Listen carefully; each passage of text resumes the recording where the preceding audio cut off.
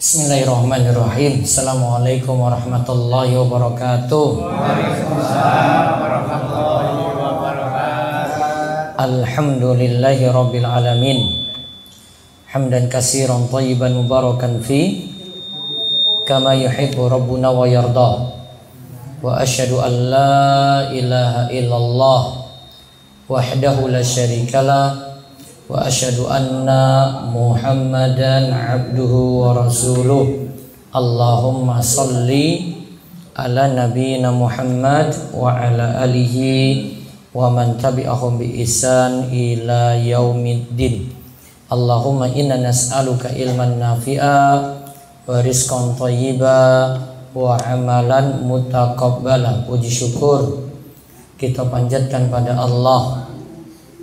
Salawat dan salam mugi-mugi tercurah pada Nabi besar kita, Nabi Agung Muhammad sallallahu alaihi wasallam. Baik Bapak dan Ibu-ibu para jamaah sekalian, malam ini di Mushola Al-Ikhlas kita dipermudah lagi. Oh, ini bukan permudah lagi, kita mulai lagi ngaji yang dimana terhenti selama pandemi dan baru berlanjut pada kesempatan malam ini, walaupun kesempatan kita sekalian hanya sampai maghrib sampai isya insyaallah. Nanti sesi tanya jawab dibuka nggih? Iya tak? Pasti banyak masalah. Para jamaah sekalian yang semoga senantiasa dirahmati oleh Allah, malam ini judul pengawasan kita sekalian adalah amalan yang sia-sia. Kita semua butuh untuk beramal soleh agar kita tidak termasuk dalam golongan orang-orang yang merugi. Orang yang merugi itu jika tidak melakukan 4 hal.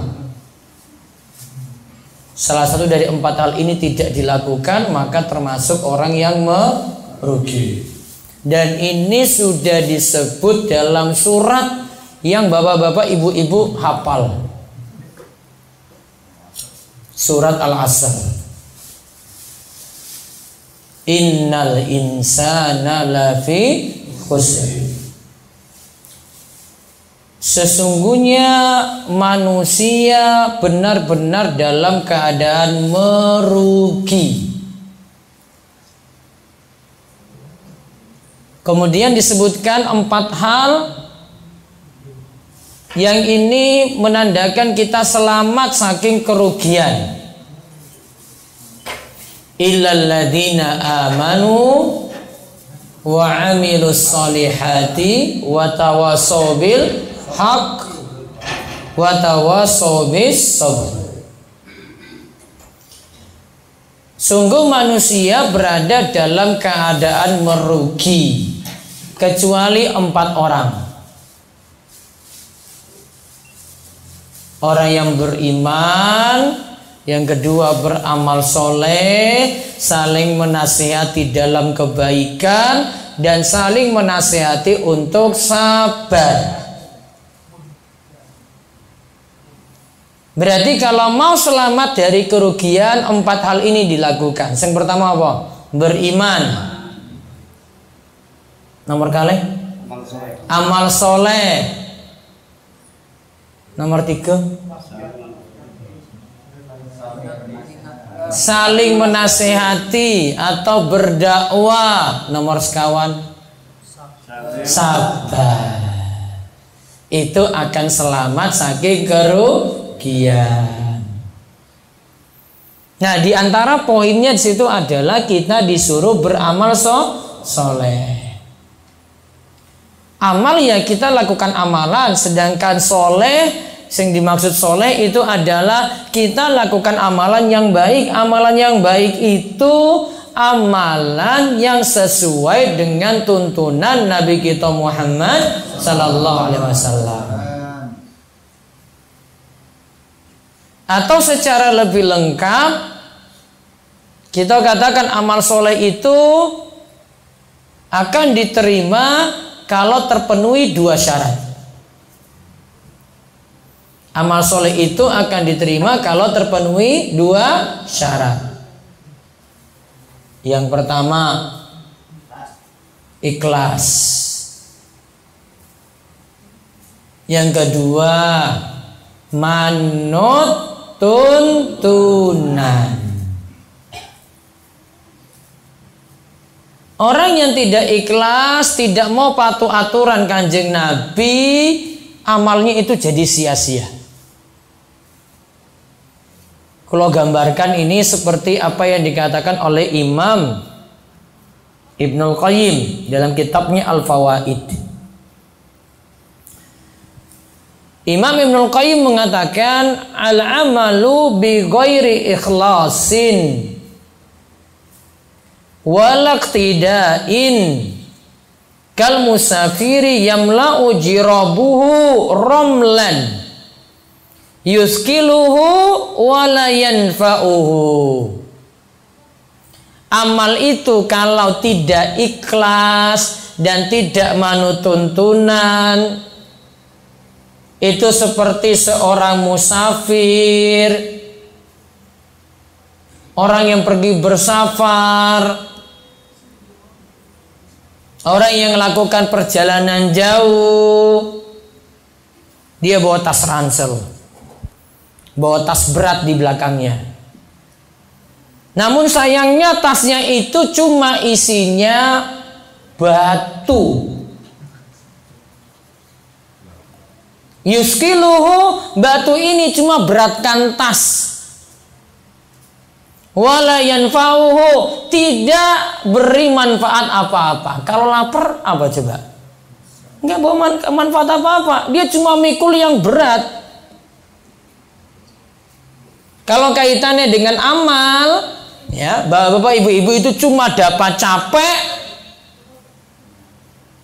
orang untuk ganjaran. Ustaz, saya sudah ibadah wis, wah 5 jam Ustaz. Iya, capek, kesel, sampai ngantuk juga. Untuk ganjaran boten. Wala yanfa'uhu, boten manfaat. Tadi bawa apa tadi? Tas ransel loh ini. Coba jauh-jauh saking Selang, ya, Jakarta, cuma bawa tas ransel isi batu, numpak kereta meneh. Sepur coba lihat itu. Kelas ekonomi lagi, wah, nggak bawa apa-apa ini Pak Gurwatu.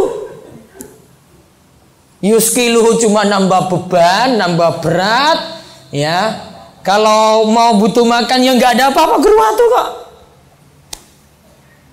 Itu orang yang beramal, sudah amalnya banyak-banyak sekalipun, namun tidak ikhlas dan tidak manut tuntunan.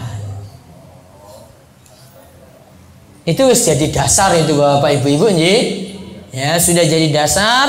Kalau kita nimbang-nimbang amalannya, wah, sudah nggak ada manfaat. Kesimpulan awalnya Bapak Ibu-ibu, beramal soleh itu tidak mesti banyak. Paham ya? Nggak mesti amal soleh itu banyak Bapak Ibu-ibu. Yang penting kita itu lakukan amal yang berkualitas.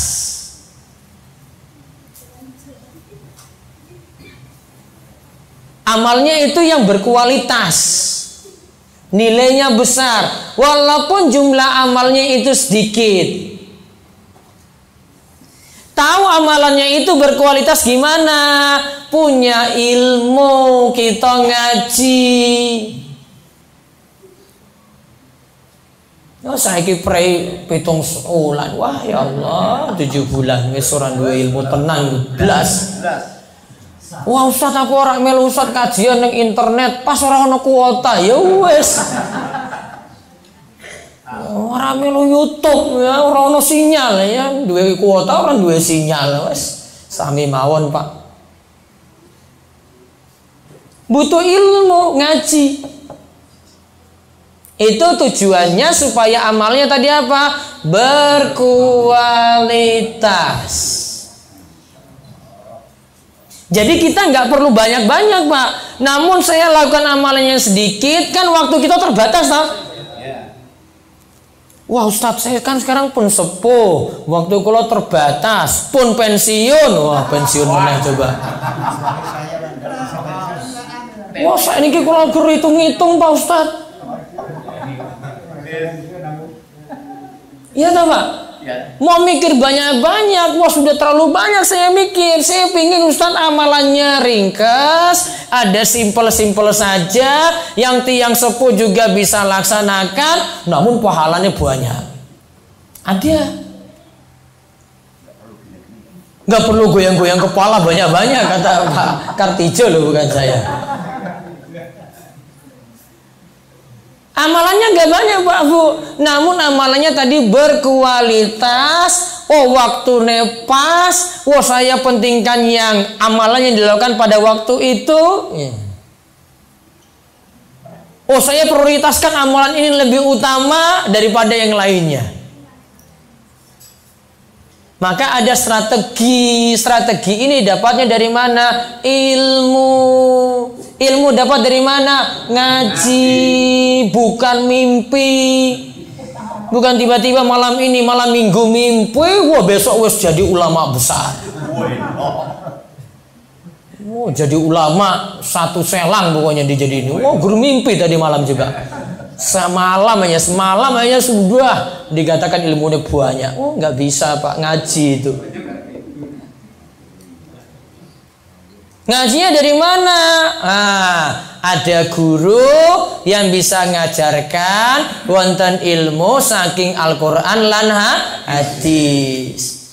Nanti milih guru. Karena ada guru yang ngomong, wah guru waton ngomong, pokoknya mau ngomong dari ya mungkin sak jam itu, wah bisa banyak. Namun belas orang ono ayat, orang ono hadis. Iya toh Pak? Pernah dengar itu? Pernah. Guru lawakan. Ini arak ngaji apa dengar lawakan? Ada tuntunan itu. Jadi tuntunan ini ambil sumbernya jelas nggih, wonten Al-Qur'an, wonten hadis. Oh, gampang banget itu. Prinsipnya jelas. Ini jenengan itu mau ngaji dengan siapa? Nah, itu punya. Oh, guru saya ini siapa ya? Coba lihat dia ngomong itu bawa ayat enggak? Oh, bawa. Hadis wonten mboten? Wadah ya wes. Namun kalau ngajinya sudah 1 jam, nggak ada isi apa-apa. Ya, cuma ngomong A, B, C, C. Wah, cuma cerita-cerita. Habis baca koran dia bawa dalam majelis. Bapak ibu-ibu sekalian, tadi ini ada koran Jumat pagi, wonten kecelakaan ten Wonosari, kayak gini. Rampung 1 jam, Pak. Cuma bahas koran. Gak ada ilmu. Maka sumbernya harus jelas. Milih guru, sumbernya harus jelas. Sama seperti kita belajar ilmu dunia. Kan gurunya kalau ilmu dunia itu kan gurunya sesuai bidang ya. Nanti guru matematika kan itu harus spesialis matematika. Nggak mungkin dia guru olahraga ngulang matematika. Nggak mungkin. Ya kecuali wongnya pinter. Kan sudah tahu spesialisnya gimana gitu. Nah sekarang apa manfaat dari ilmu tadi? Kalau tadi yang utama yang jelas tadi amal kita jadi tidak sia-sia, ya kan? Nah, mudah diterima. Yang penting kita jaga keikhlasan. Saya sudah lakukan ibadah ini sesuai dengan tuntunan Nabi kita Muhammad Sallallahu Alaihi Wasallam. Apa manfaat yang lainnya? Yang kedua, manfaat dari ilmu tadi adalah menjauhkan kita dari perkara yang haram. Perkara haram itu bertingkat-tingkat. Ada perbuatan masuk kategori syirik. Ada perbuatan masuk kategori dosa besar. Ada lagi dosa kecil. Ada tingkatan-tingkatan. Ada tadi masuk dalam dosa syirik. Syirik itu menyekutukan Allah. Syirik itu kalau secara bahasa, dalam bahasa Arab itu artinya menduakan. Ibu-ibu senang gak diduakan, Bu? Bu? Mboten? Maunya berapa? Satu. Itu aja ibu-ibu aja protes tuh, coba lihat tuh. Bapak-bapak maunya berapa, Pak? Beda tuh jawabannya tuh. Itu jawabannya. Ibu-ibu nggak mau, satu pokoknya.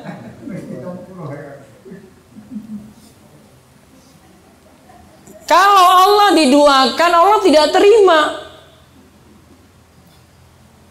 Ibadah itu kita sholat, harusnya itu cari ridhani Allah, fokus pada satu tujuan. Kalau kita itu bercabang tujuannya, Allah nggak mau, Allah nggak terima. Oh, kamu bagi-bagi, kok ini ibadahmu ini untuk Allah, kok ini untuk selain Allah. Itu sudah menduakan. Itu baru perkara ini, perkara batin ini ya. Jadi kalau ada orang sholat, ya awal sudah niatnya lurus, namun di tengah-tengah sholat datang riya, pingin cari pujian. Akhirnya yang tadi semula biasanya suratnya gur al-asr, jadi al-baqarah sak halaman. Wah, ya lagi hafal kuih, Pak. Diubah dia tadi. Tujuannya apa? Wah, itu biar orang-orang ngerti nih, aku ki hafalannya banyak pokoknya Al-Baqarah. Niatnya berubah. Itu sudah main hati loh itu. Jenengan nggak tahu, Pak, namun dia main hati di sini. Kita nggak bisa susun pada dia kan. Namun dia sudah mainannya di hati. Satu niatannya lurus, yang satu itu menyimpang. Niatannya sudah dua, pada Allah, pada cari pujian manusia. Itu sudah namanya menduakan. Ada lagi amalan hati lagi, ada lagi amalan hati. Contoh, kita itu kalau mau urusan kita mudah, kita tawakal pada Allah. Tawakal itu berarti saya pasrahkan, pokoknya sudahlah, hasilnya nanti Allah yang tentukan deh. Pokoknya saya cuma usaha, saya punya jualan ini, jualan itu, saya usaha pokoknya. Allah yang beri. Namun ada yang hatinya itu dia bergantung pada suatu benda yang dia itu nganggap itu bisa melariskan dagangannya. Pakai apa, Pak? Jimat. Ake, ada bentuknya ake, namun nggak semua ake. Apa? Hah? Dukun. Wah, dia mungkin pakai dukun yang luwih ampuh, yang warung-warung lainnya kalah. Apalagi?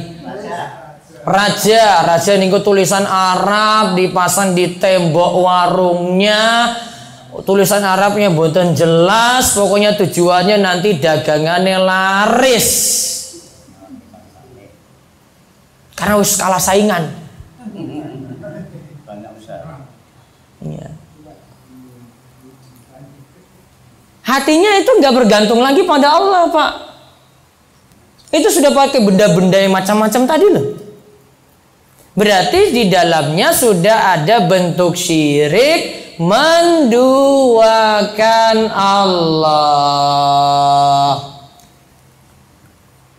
Itu lagi contoh-contoh sederhana loh. Namun masyarakat kita itu mboten paham. Wah, nggak ora apa-apa tau Ustaz, seperti daganganku laris. Jadi nggak apa nanggung aku tuh pas aku corona kayak gini susah. Terus go corona meneh lah gue.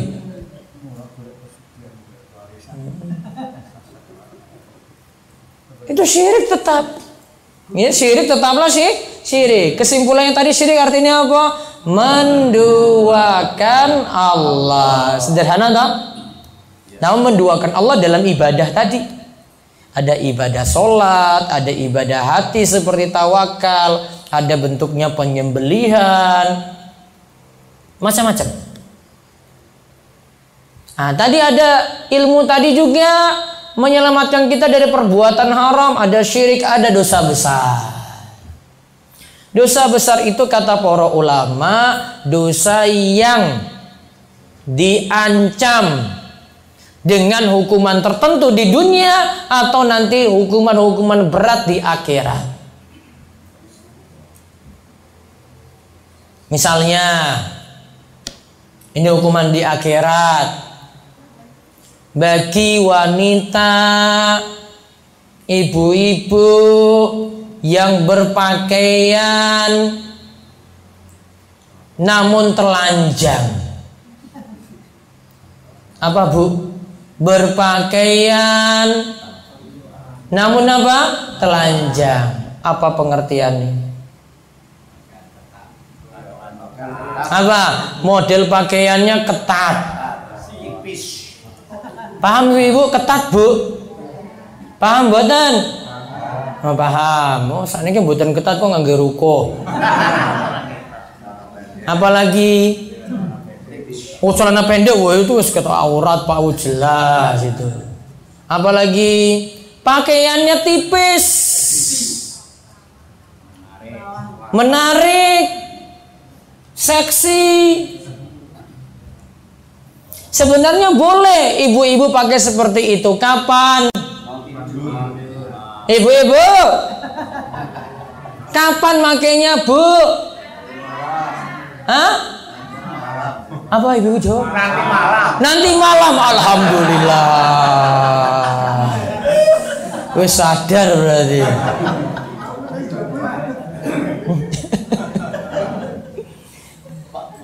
Namun ada yang pakai daster juga, mau beli sayur juga nggak daster terus lah bu itu. Itu namanya berpakaian tapi telanjang. Yang Nabi SAW sebut dalam hadis, ini tidak akan nyium bau surga. Padahal bau surga akan dicium dari jarak sekian dan sekian. Nabi sifatkan tadi, kasiyatun ariyat, ma'ilatun mumilat, ru'usuhunna ka'asnamil mukhtil ma'ilat. Ada wanita yang pakai baju namun telanjang, jalannya lenggak-lenggok, kepalanya seperti punuk unta. Artinya bagian ikatan rambut ibu taruh di bagian atas ini loh bu. Ada kan yang ikat rambut atau ikatannya pas di atas sini. Ini kayak pono itu ada kayak puncak itu di atas.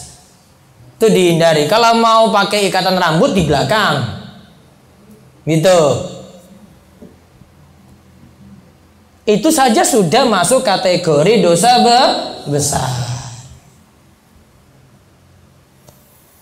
Ada yang bentuknya karena berbuat zolim, karena menipu, karena makan harta orang dengan cara yang batil. Zolim misalnya di masa sulit ada satu bahan kebutuhan pokok masyarakat itu butuh, kemudian dia numpuk, harga pasar jadi naik gara-gara dia, alias menimbun barang. Pasar lagi butuh, namun dia tunggu harga naik. Kalau banyak yang kayak gitu, maksudnya banyak juga yang simpan stok tapi tidak mematikan harga pasar, bukan masalah. Namun ini dia timbun, akhirnya harga pasar itu jadi naik semuanya. Orang susah cari barang ini. Ya itu awal-awal corona dulu ada kan? Nah, masker aja mahalnya bukan main dulu itu. Hand sanitizer ya Allah, cari satu aja itu susahnya bukan main. Nabi SAW katakan, la yahtakiru illa khati'un. Tidaklah seseorang itu menimbun barang kecuali dia masuk orang-orang yang berdosa. Artinya siapa yang nimbun barang semacam ini, nyusahkan orang, zolim berarti kan? Zolim toh? Zolim. Maka dia masuk kategori orang yang berdosa. Ada bentuknya menipu, bohong, nggak jual sesuai dengan spesifikasi yang benar. Nah ini biasa nih, ini kalau orang-orang Wonosari, ini ibu-ibu muda, ini jualan online. Sekarang kan jualan online sekarang kan mudah kan ibu-ibu ya tak? Kalau simbah-simbahnya orang mungkin, pokoknya ibu-ibu muda nom. Sepenting panjenengan itu punya WhatsApp, ya punya produk apa saja itu, pasang di story, wah nanti ada yang pesan. Kadang ada yang bohongin orang, bohong. Dia jual tas, nggak jelaskan detail, dikira itu bahannya itu tebal. Ternyata ketika datang barangnya itu tasnya tipis sekali. Mau masukkan satu botol minum saja jebol tas itu. Dia nggak jelaskan, padahal dia edit gambarnya luar biasa bagusnya. Dia setting gambarnya untuk ditampilin tuh masya Allah luar biasa. Ternyata ketika sampai pembeli tertipu. Saya sendiri pernah ngalami loh kayak gitu. Ketipu iklan Facebook. Wow, saya lihat iklannya, masya Allah ini bisa isi macam-macam ya. Pas datang tipis tasnya, langsung saya bilang anak saya, sudah kamu bawa ini aja dan saya pakai ini jebol langsung ini masalahnya ngisi macam-macam loh ini. Bohong. Iya tak? Ada sesuatu yang dia jual tidak jelas.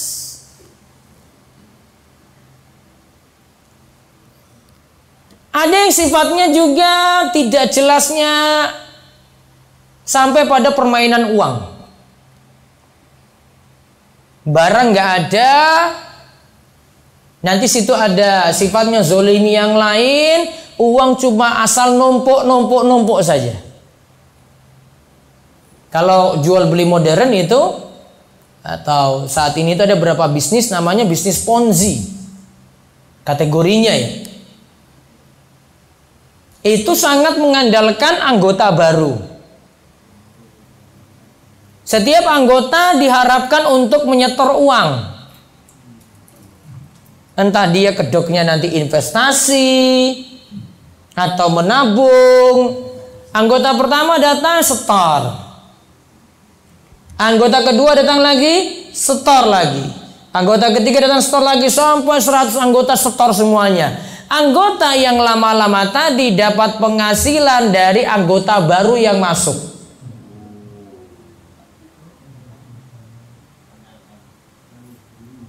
Barang nggak ada jual beli di situ. Cuma permainan uang, money game. Siapa yang rugi di situ? Yang nanti datang belakangan. Karena dia mesti cari anggota lagi toh, cari anggota lagi biar dapat uang lagi kan. Ternyata cari anggota nggak ada lagi, nggak ada yang mau. Yang awal-awal sudah jadi sugih, makanya biasanya bisnisnya itu diiming-imingi nanti, wah coba lihat ini ada yang berhasil, sekarang sudah dapat 1 miliar, utangnya lunas.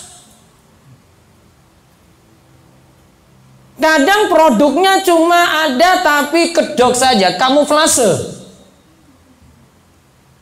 Gak ada produk nyata itu, gak ada.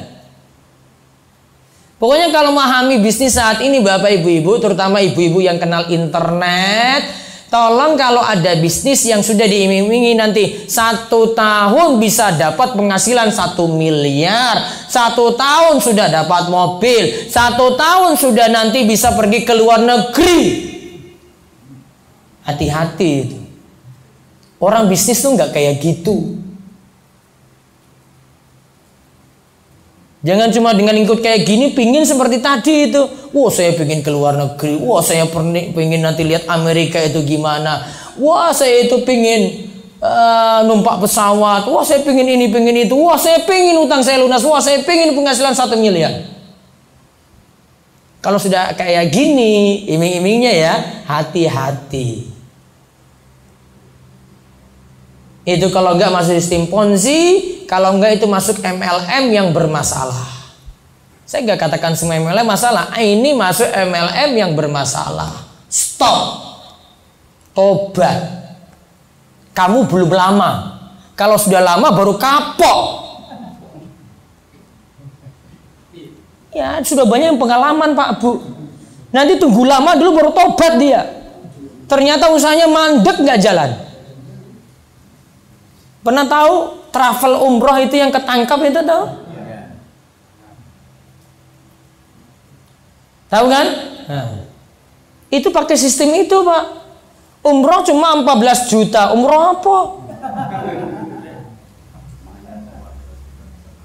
Iya 14 juta. Orang pertama awal-awal mangkat Pak. Berangkat itu. Tunggu yang terakhir. Akhirnya yang terakhir banyak nggak berangkat toh. Nah itu korban itu. Makanya dibilang tadi kamu belum lama. Kalau sudah lama tunggu mandek usahanya. Yang rugi yang mana coba? Yang baru-baru. Nggak kalau masih kayak gini bisnisnya stop, tobat. Kalau nggak ngaji, nggak bisa bertanya pada orang berilmu, akhirnya sudah diiming-imingin tadi apa dunia kayak begini, penghasilan seperti ini, wah tertarik gitu. Makanya sekarang saya lagi bahas-bahas kayak gitu tuh. Ini penghasilan sekarang kok hasilkan duit kok gampang banget ya. Ini ada yang buka usaha saja orang sugi-sugi, utangnya ukeh malahan. Ini kok sebentar saja sudah dapat kayak begitu. Ini wes ubanan utang masih banyak lagi ya, coba lihat. Ini kok coba ini apa dia usaha apa? Kan tanda tanya usaha dia gitu loh. Maka kalau kita ngaji selamat dari yang haram. Nggak zolimi orang, nggak menipu, nggak makan harta orang lain dengan cara yang batil. Contoh yang batil lagi apa? Yang batil. Nah ini yang contoh yang batil sekarang. Apa Pak? Apa yang batil ya? Penghasilannya banyak. Dia cuma nitip uang aja kok nanti dapat uang terus. Mengembangkan uang. Apa mengembangkan? Mengembangkan uang boleh Pak Artijo. Investasi boleh. Riba bunga? Kalau bunganya kecil? Kan ada bisa jadi bunganya 2%, ada 20%, ada 40%. 2% masa nggak boleh? Kan saya suka sama suka Pak Kartijo.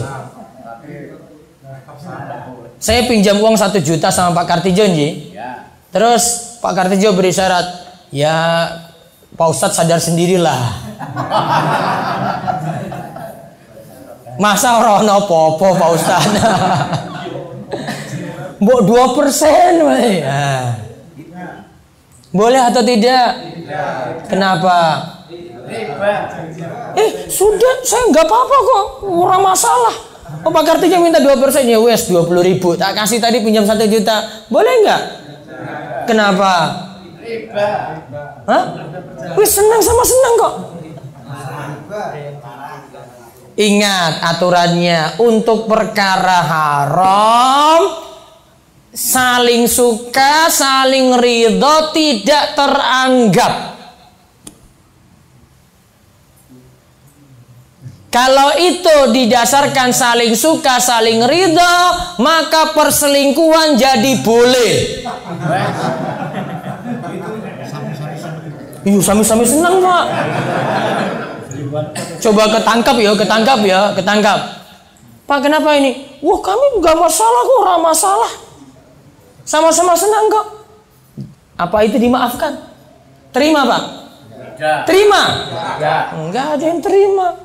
Maka kaidahnya untuk perkara haram saling ridho tidak dianggap. Jadi yang ini ridho tadi tidak jadi membuat yang sudah haram jadi halal, nggak mungkin. Tetap haram. Selingkuh walaupun senangnya bukan main, masya Allah gitu ya, tetaplah haram, dosa besar. Sama halnya dengan riba tadi. Riba tadi kan utangnya kan wonten tambahan. Berapa persen tadi kalau beri contoh? 2%. Walaupun kecil, tetap haram. Wah Ustadz, ini sudah sepakat sak rombongan. Dosa sak rombongan. Wah Ustadz, ini kan ada keuntungan. Kan di akhir tahun kita bagi. Wih, di Jumroto Ustadz semuanya dapat. 30 kakak ini Ustadz semuanya dapat Ustadz. Kita nggak saling membedakan, pokoknya semuanya rata. Berarti dibagi riba sama rata.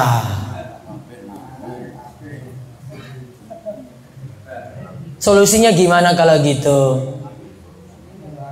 Ada riba dalam rombongan. Solusinya pripun, Pak? Apa? Dipinjamkan tidak berbunga. Tapi kan itu cuma pendapat jenengan yang ngaji saat ini. Sing orang ngaji. Jenengan 20 kakak itu cuma satu orang yang ngaji, 19 orang lawan jenengan sendiri. Kalah.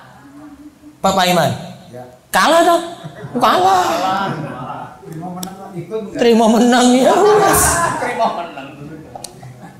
Susah memang. Kalau kita sudah jadi minoritas, sudah paham sendiri, mau mengungkapkan, wah berat. Kecuali jenengan ada solusi. Baik, jamaah sekalian, saat rombongan, saya mau supaya utang ini tidak ada bunga lagi. Sekarang utang-utangnya ada lunas. Tak lunasi. Wadah kalau ada orang kayak gitu. Tapi besok nggak boleh ada lagi utang berbunga. Setuju? Wah setuju, utang kami lunas berarti. Iya lunas. Alhamdulillah. Orang seperti ini kapan datang? Bisa. Kan sepakat dulu. Atau mungkin sepakat serombongan, sudah kita bebaskan, sudah nggak usah tambah-tambahan lagi deh. Sudah pokoknya pinjam 1 juta, kembalinya 1 juta. Seperti itu. Jadi dengan ilmu akan buat kita meninggalkan yang haram. Yang terakhir, dengan ilmu amalan ringan jadi berpahala besar. Karena dia sudah tahu strategi. Misalnya, ini tadi masuk masjid sholat maghrib, habis wudhu. Kan ketika masuk masjid bisa ada beberapa sholat dilakukan. Baru wudhu bisa sholat sunnah wudhu 1. Bisa apa lagi? Tahiyatul masjid 2. Bisa apa lagi? Qobliyah maghrib masih ada, boleh. Kalau orang tahu strategi, ternyata sholat sunnah wudhu cuma diperintahkan pokoknya 2 rakaat. Sholat tahiyatul masjid pokoknya kalau masuk masjid 2 rakaat. Oh berarti saya bisa masuk masjid langsung sholat sunnah rawatib. Sudah masuk di dalamnya niatan sholat sunnah wudhu, sudah masuk di dalamnya niatan sholat sunnah tahiyatul masjid. Cuma berapa rakaat? 2. Dapat pahala 6 rakaat. Waktunya singkat toh? Singkat. Apalagi azan iqamah biasanya cuma singkat saja. Nah, dapat tuh, sudah dapat 6 rakaat yang harusnya dikerjakan 2, terus 2 lagi, terus 2 lagi. Cukupkan dengan sholat rawatib, maka wudu masuk, sholat tahiyatul masjid juga masuk.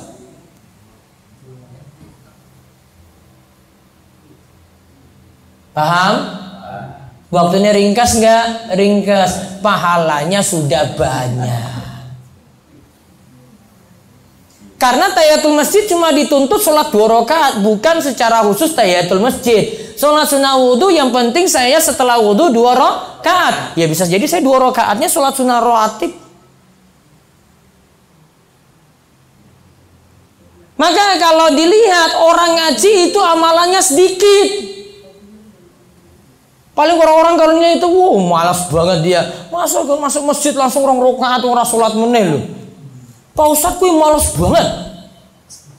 Masuk masjid langsung 2 rakaat. Orang ono tahiyatul masjid, sholat sunnah wudu. Wah, kayak saya dong. 6. Ada orang yang bisa ngatur strategi, amalnya nggak banyak namun pahalanya sudah besar. Cuma dengan niat saja. Yang membedakannya apa? Niat. Kesimpulannya, biar amalan tidak sia-sia, kita itu diperintahkan ngaji. Maka ngaji punya 3 manfaat tadi. Pertama, biar amalan tidak sia-sia. Yang kedua, mengenal halal haram. Yang ketiga apa terakhir tadi? Amalan yang ringan bisa berpahala besar. Wallahu a'lam bishawab. Selesai. Wonten pertanyaan? Alhamdulillah. Ada? Sebentar, Bapak dulu, Pak Kartijo, monggo. Assalamualaikum warahmatullahi wabarakatuh. Waalaikumsalam warahmatullahi wabarakatuh. Apa yang disampaikan Ustadz yang terakhir, kalimat terakhir, saya tertarik. Tapi ketertarikan saya itu masih bingung bagaimana niatnya. Kalau kita jamah antara sholat tahiyatul masjid, sholat wudu, lalu yang saya tadi qobliyah maghrib misalnya. Lalu niatnya bagaimana? Niatnya cukup niat pokoknya qobliyah maghrib. Karena pas masuk masjid, pas bertepatan tahiyatul masjid, habis wudhu, pas dengan setelah wudhu. Niat pokoknya pakai niat qobliyah maghrib. Kalau pas subuh berarti qobliyah subuh. Pak Mustaqim, ya. Ikhlas itu memang sulit sekali itu. Karena kerentek dalam hati itu. Macam kalau Allah Akbar tuh macam-macam dalam hati. Bahkan ingat macam-macam lah.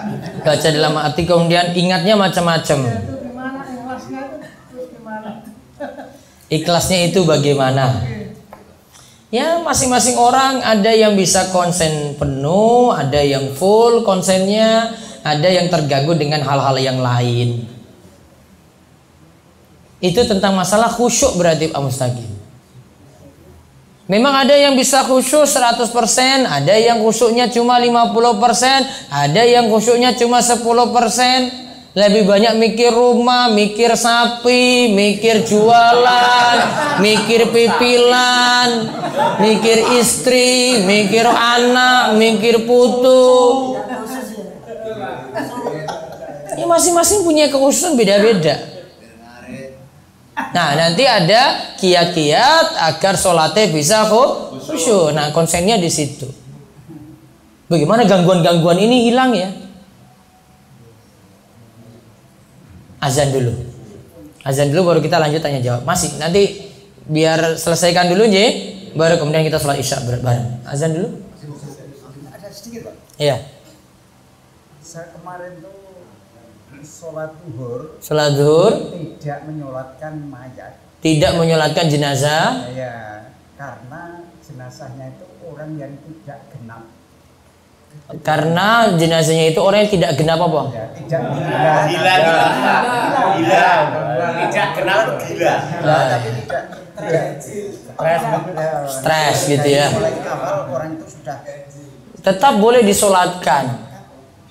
Tidak boleh. Tetap boleh. Kalau selama dia hidup atau keluarganya muslim boleh disolatkan. Tapi kalau stresnya sudah akhir-akhir. Iya sama. Ini sama seperti bocah masih kecil disolatkan. Padahal belum kena beban syariat itu. Kalau niat saya sudah tidak, tapi ada empat. Pokoknya yang lainnya harus nyolatkan. Baik, azan dulu. Terima kasih. Agar sama.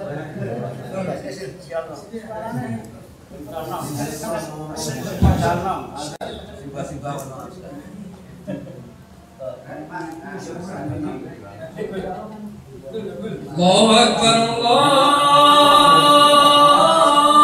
Akbar,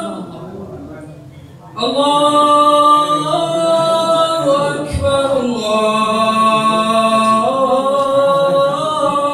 Akbar. Asyhadu an la ilaha illallah. Asyhadu an la ilaha illallah.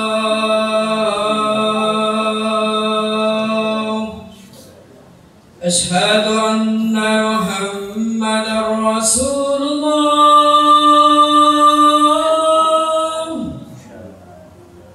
Asyhadu anna Muhammadar Rasulullah.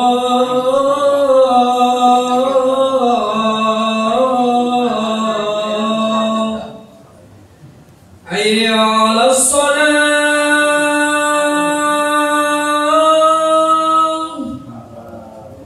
Hayya 'alas salat.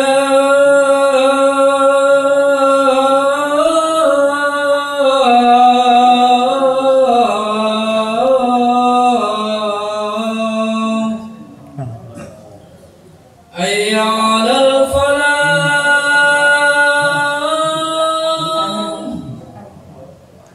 Hayya 'alal falah.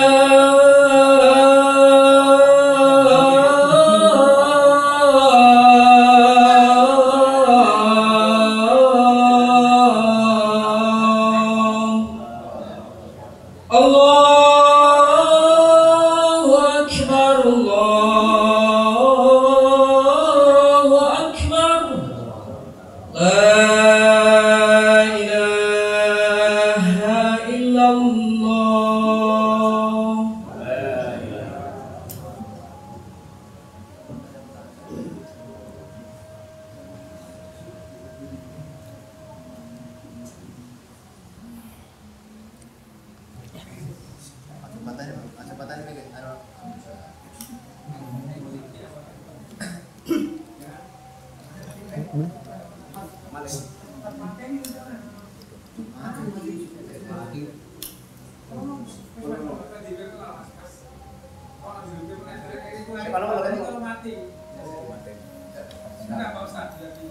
Tes, tes.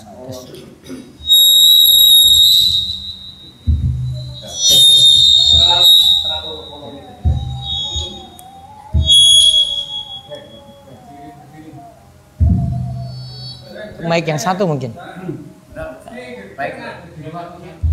Tes, Sudah baik itu. tes, tes. Lipatan lo, lipatan. Tes, tes.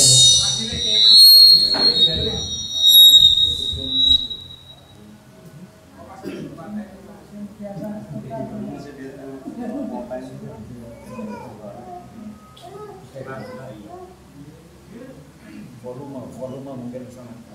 Tes, tes. Volume sana. Volume ini sini mau baik, sini baik.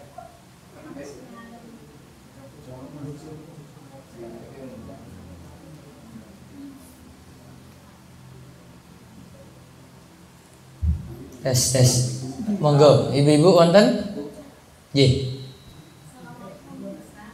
Waalaikumsalam warahmatullahi wabarakatuh.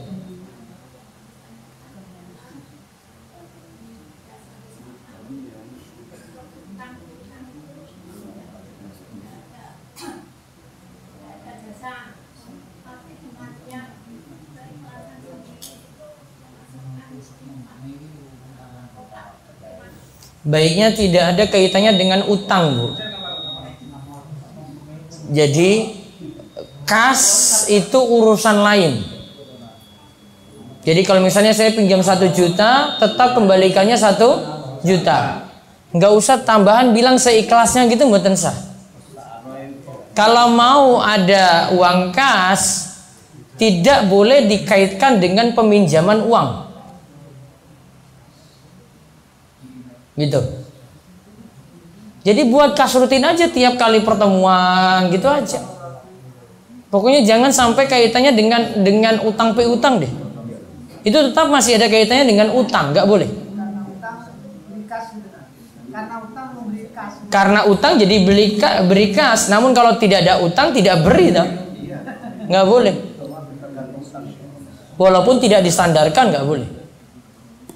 Jadi kalau paling aman, pokoknya setiap pertemuan misalnya setiap anggota rombongan ya beri uang kas saja, nggak ada kaitannya dengan utang. Kalau ada kaitannya dengan utang nggak boleh, masih dalam kategori riba. Ada lagi ya kedua.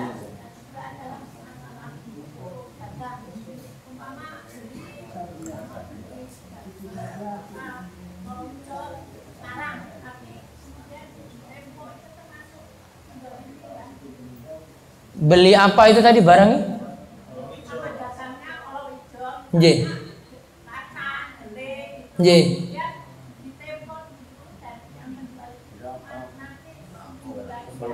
Boleh bayar kayak gitu, boleh. Bapak-bapak misalnya ada yang mau beli pulsa, bayar sekarang nanti pulsanya 10.000, bayar nanti seminggu lagi 12.000, boleh. Enggak masalah. Itu konsekuensi harga bisa jadi naik karena ada pertambahan waktu. Yang penting saya langsung dengan pihak yang punya barang, nggak lewat jasa pembiayaan. Kalau lewat jasa pembiayaan seperti dalam jual beli motor kredit, nah itu baru masalah. Paham Ji? Nggih, monggo. Waalaikumsalam warahmatullahi wabarakatuh. Saya tanyakan ini Pak Ustaz, di lingkungan kami ada kepercayaan agama Islam, tapi si dia itu meninggal belum menjalankan ibadah seperti sholat. Lantas nanti mayatnya itu seumpama orang yang akan menyerahkan jenazah itu bisa nggak Pak Ustaz? Boleh nggak gitu? Orangnya tidak sholat, Ya, tapi ngaku KTP Islam. Boleh disolatkan oleh yang mau saja. Kalau nggak mau nggak apa-apa. Waalaikumsalam warahmatullahi wabarakatuh. Ada lagi? Sekarang kan ingin jauh soal COVID. Sekarang ada bantuan namanya PST. Dan kita nggak tahu. Wonten bantuan berapa itu? Kita nggak tahu bantu dari mana. Lalu gimana? Ya syukuri saja bantuan, alhamdulillah. Jenengan golek sumber lagi nanti malah rumit. Wah, alhamdulillah ento ning BRI 2,4 juta. Wah, sudah syukuri saja. Ya nggak dapat ya berarti belum rezeki. Gitu toh? Nah, nggak usah nanya-nanya 2,4 juta ini dapat dari mana gitu. Malah mumet nanti mikir itu. Waduh, aku arek tuku iki entuk apa ore duit iki ya. Padahal ya sudah boleh sebenarnya. Kecuali jenengan baru tahu ini, oh dapat uang 1 juta. Wah, ini ada orang nyolong tadi kotak infak masjid, hilang, kasih ke jenengan. Oh jelas. Paham ya? Ya. Syukuri saja Pak, alhamdulillah. Saya sendiri nggak dapat kok ini. Enggak Pak ini. Ustaz, kadang di antara ada dari rumah kan saudara-saudara kita kan ngobrol malam itu, sementara di situ waktu yang tepat untuk Berdoa. Gimana menyikapinya Ustaz? Ya mungkin karena orang belum tahu antara azan dan iqamah ada waktu terkabulnya doa. Ya banyak memaklumi. Karena nggak semuanya sudah tahu, ada yang belum tahu. Apalagi warga kita. Diomongin sholat aja baru ngerti. Iya tak? Ya. Kalau ditegur, pas lagi antara azan iqomah, ada yang cerita, boleh ditegur. Boleh. Karena berisik, ganggu. Ada yang sholat, ada yang berdoa, ada yang baca Quran, ada yang zikir. Waktu Jumatan ada anak yang cerita saja, boleh tegur ya? Ada yang tegur siapa? Ya langsung yang khotbah. Khotbah. Oh, kalau saya tegur langsung. Saya khotbah, Ya. saya tegur langsung anak yang ribut. Boleh. Boleh. Boleh kok. Khotib boleh, yang nggak boleh itu yang sesama jamaah. Biar saja makanya. Saya pernah memberatkan silang dua. Anak rame. Saya pernah itu dipanggang pas di masjid ini besarnya. Itu anak-anak sekolah pada ikut sholat, anak SMP. Selalu ribut setiap kali saya ngisi Jumatan itu. Wah, baru alhamdulillahirabbil alamin. Langsung saya stopin. Ini mau dengar Jumat apa enggak gitu. Kalau mendengar Jumat, diam. Mereka diam baru sudah takut baru mulai. Ini kalau enggak ribut, yang lainnya butuh dengar Jumat kan? Yang cuma boleh ngomong cuma khotib.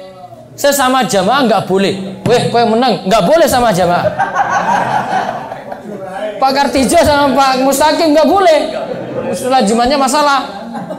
Tapi kalau khotib boleh. Sama-sama bisik tadi. Bicaranya satu arah boleh, gitu ya. Kalau sesama jamaah nggak boleh. Paham tak? Misalnya khotibnya lupa ayatnya. Khotib lagi khutbah lupa ayat, jamaahnya ngerti. Innal insana lafi usrin. Nasuh khotibnya nyambung. Boleh. Jamaah yang ngomong ke khotib. Bisa khotib ngomong ke jamaah. Yang nggak boleh sesama jamaah. Namun kalau khotib dan jamaah saling ngobrol nggak boleh. Allah kowe iki ora paham, aku sing paham. Sudah ngobrol, dialog satu arah. Malah padu ora rampung khotbah. Iya enggak? Kalau satu arah boleh. Jamaah anak-anak yang di belakang tolong diam. Kalau nggak diam saya nggak akan lanjut. Terus semuanya diam. Khotib lanjut boleh. Tapi kalau jamaah di belakang, Pak Ustadz saya tanya, nggak boleh khutbah Jumat. Karena dua arah toh. Ya. Ini tanya, balas, nggak boleh ada balasan. Cuma satu saja. Gitu. Ada lagi? Ya, Pak Iman. Masalah piutang di masjid saya sudah ada namanya koperasi. Di masjid sudah ada namanya koperasi. Koperasi yang utang piutangnya begini. Orang nganggo anakan. Tapi Pokoknya nggak dianaki. Terus. Tapi kowe infak wae. Sama tadi berarti infak. Sama pertanyaannya. Pokoknya infak tidak boleh dikaitkan dengan utang. Titik. Infak kaitannya dengan pertemuan, gitu aja. Namun kalau infak kaitannya dengan utang, riba. Omah dewe-dewe. Nggak boleh.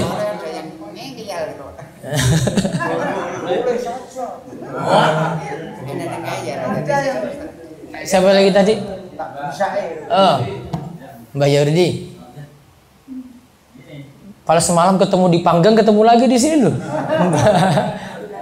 Baru datang, monggo.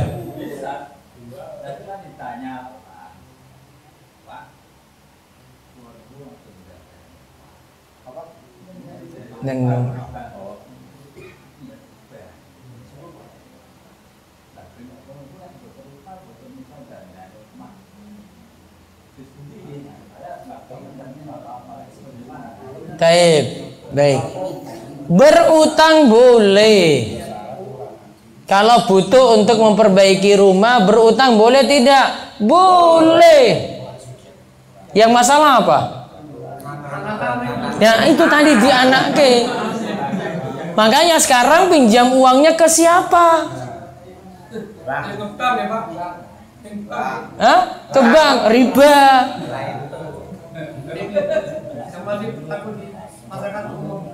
Kalau enggak pinjam ke orang yang ini mau pinjamkan.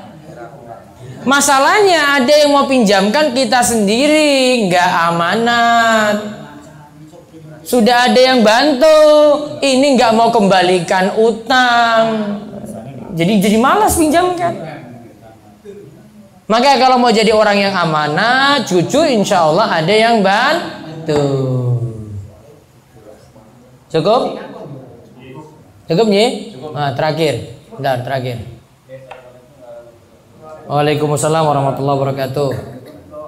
Batas-batas berdua, maka kadang-kadang seseorang itu minta, ya Allah bila saya kesehatan, kadang-kadang ada minta, ya Allah bila saya ini yang kerja, ya Allah bila saya ini kekayaan yang ini. Kadang-kadang ada, apakah ada batas meminta kepada Allah itu terlalu banyak gitu? Boleh. Minta terlalu banyak bukan masalah. Namun kalau sesama manusia banyak minta, masalah. Tapi sama Allah, Allah senang-senang saja. Nggak jadi masalah. Namun kalau mau minta jangan cuma perkara dunia. Minta juga masuk surga, dijauhkan dari neraka, gitu. Jadi jangan 100% permintaan dalam doa lunasi utang, rezekinya nambah, anaknya nambah, istrinya nambah. Apa meneh jawab? Komplit. Wah iso munggah haji, wah dunia semuanya dunia lagi dunia. Gak ada minta akhirat sama sekali. Itu yang tercela. Minta apapun boleh. Terus mau minta sama siapa lagi kalau nggak sama Allah? Komplit nggak apa-apa. Namun ada catatan lagi, jangan terlalu rinci. Kalau minta kendaraan nggak usah sebut mereknya apa, warnanya apa. Terus apa lagi? Keluaran mana? Pokoknya ya Allah, saya nggak mau second ya Allah, asli pokoknya baru. Nggak usah rinci-rinci. Rincinya nggak perlu, mintanya secara umum. Ya Allah, saya minta kendaraan yang manfaat biar saya bisa ngaji. Nah, titik, sudah bagus toh? Daripada minta rinci. Paham Ji? Baik, kita cukupkan. Kapan lagi mau ngaji selang ini? Lebih cepat lebih bagus. Lebih cepat lebih bagus. Ya. Nanti saya minta ke manajer saya buat jadwal dulu. Sebulan sekali Ustaz. Sebulan sekali? Ya. Seperti ini. Minggu pagi. Sekarang yang di ya nanti bisa diatur deh. Yang Insya Allah. Sebulan sekali. Mudah-mudahan. Amin. Habis maghrib sampai isya aja ya. Soalnya bareng isya kalau ngantuk. Tempatnya di sini. Iya, nggak bisa, nggak boleh rame-rame. Iya. Jamaahnya nanti terbatas toh ini. Ini berapa orang ini? 50 paling. Ya, insya Allah. Wah, habis snacknya. Oh, snacknya habis Pak Kartijo. Berarti sudah kelebihan ini. Nanti kalau Pak Ustadz yang dicari, wah Pak Kartijo siap tanggung jawab berarti. Ini. Baik, kita cukupkan. Insya Allah kita ketemu lagi di pertemuan selanjutnya. Amin. Nanti diingatkan saja. Demikian kita tutup dengan doa kafaratul majlis. Subhanakallahumma bihamdika asyhadu an la ilaha illa anta astaghfiruka wa atubu ilaik. Assalamualaikum warahmatullahi wabarakatuh.